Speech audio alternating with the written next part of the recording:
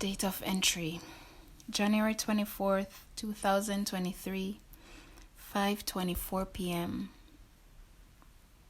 Dear Journal, this afternoon I attended a session by Dr. Jane called Allowing, and in it she spoke about the difference between allowing and tolerating. After the session, it was about time for my first break from around the PC, and my body was craving some movement. I laid out my mat for the second time today, set up my tripod to record, and began an intuitive flow. I listened to my body, and for a few minutes, we just moved in ways that felt good to my soul. Shortly after I started, I stopped recording and continued movement naked, as this is what she truly, deeply desired in this moment. After the session, rather than dive back into completing the items on my today list, I went to lay down in bed, massage my womb and hips with a DIY blend of olive oil and lavender essential oil, lay in mindfulness meditation, and then took a nap.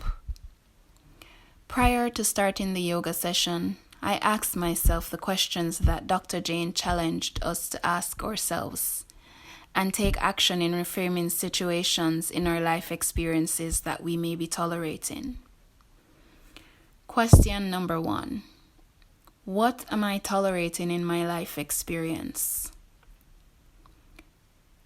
For a time undefined, because I don't even know when I started doing it, I've been tolerating thoughts, feelings, and actions that do not align with the Santana Chevelle that is being rebirthed in this season of life.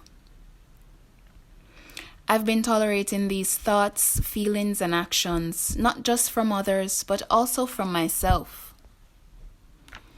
As a result of this, I've been staying in places and doing things that ultimately do not feed my soul and definitely do not provide a pleasurable life experience. I've been therefore breeding resentment for myself as well as others. I've become dependent on others for some of my basic human needs, and as a result, accept whatever is provided to me.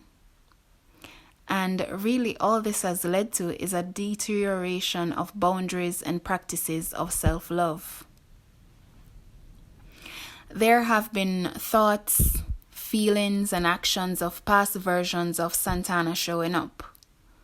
Codependence, feeling sorry for myself, procrastination, hoarding, self-sabotage, worrying about things I cannot control, and ignoring my intuition.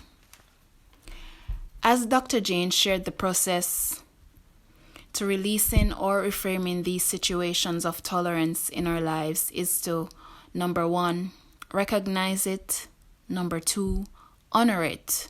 Number 3, allow space for growth or turn it into something to be grateful for. And number 4, take action in changing the situation. With that said, the second question was, where do I have room for growth?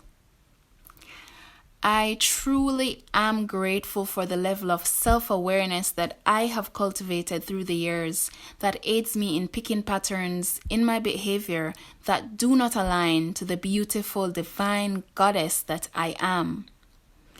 I honor the versions of me that no longer align and acknowledge that these versions have taught me and even continue to teach me beautiful lessons.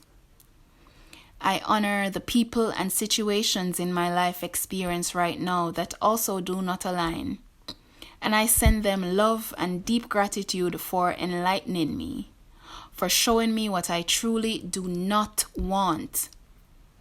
The more things that I become aware of that I do not want brings me closer to clarity on the things that I do want. As I embrace who and what I am becoming, from this day forward, I will take right-aligned action towards the life of pleasure and freedom that I deeply desire. I will also remove myself from situations that do not align, and where it is not possible quite yet to completely remove myself, I will spend less time in these environments and with these people. I am here for a great purpose. I was reincarnated in this lifetime, in this specific body, in this specific family, in this specific community for a reason. There is a divine calling on my soul, and the only true death is the one experience from not living and walking in my fucking purpose. I have experienced the feeling of being in flow before, and so I am aware of the peace and bliss that comes with that state.